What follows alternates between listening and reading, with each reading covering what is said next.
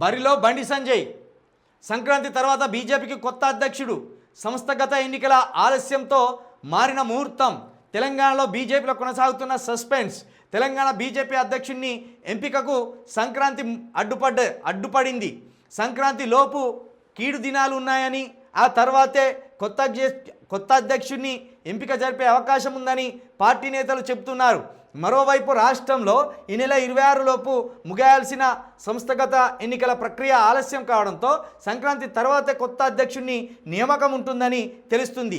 అధ్యక్ష ఎన్నిక ఆలస్యం అవుతున్న కొద్దీ తెరపైకి కొత్త పేర్లు వచ్చి చేరుతున్నాయి. 2023లో ఎన్నికలకు ముందు మార్చిన అప్పటి బండి సంజయ్ పేరు మళ్ళీ తెరపైకి వచ్చింది.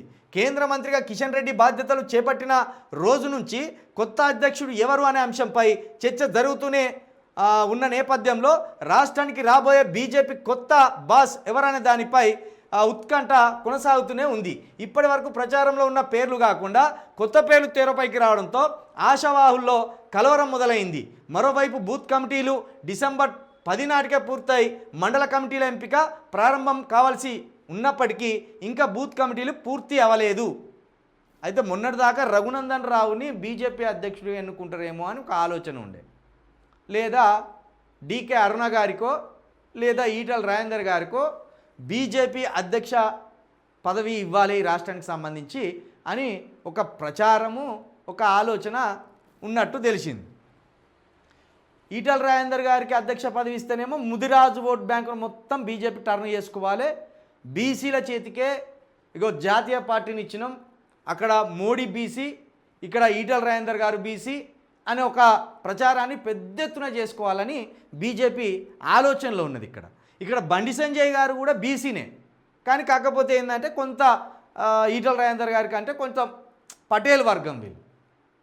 అయితే ఇప్పుడు బీజేపీ బండి సంజయ్ చేతికిస్తేనే మళ్ళీ ఇక్కడ మతవాదంతో ఏదో ఒకటి అలజడి సృష్టిస్తూ ఈ ప్రభుత్వానికి ఒక కొరకరాని కొయ్యలాగా తయారవుతారనేది బీజేపీ ఆలోచన ఉండవచ్చు.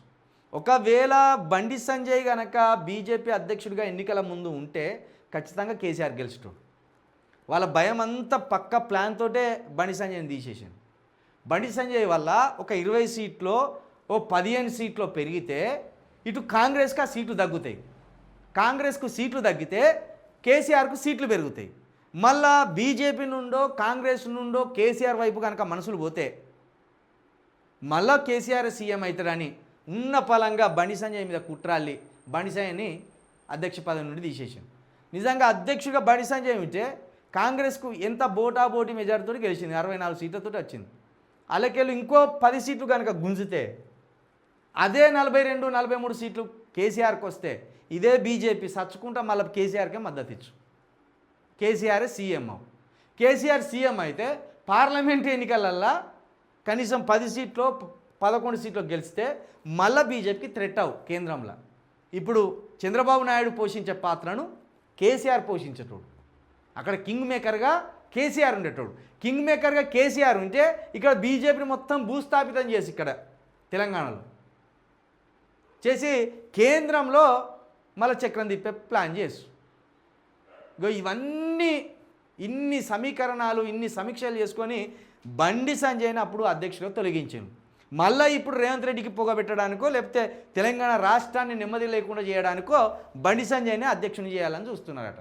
బండి సంజయ్ అధ్యక్షుడు అయితే ఇక ఏం లేదు, రోజో పంచాయతీ. ఓ రోజు అమ్మవారిని ముందటేసుకుంటాడు, ఓ రోజు రాముని ముందటేసుకుంటాడు, ఓ రోజు పెద్దమ్మ తల్లిని ముందటేసుకుంటాడు, ఇంకో రోజు అయ్యప్ప స్వాములను ముందటేసుకుంటాడు. ఇక ఇదే పంచాయతీలు.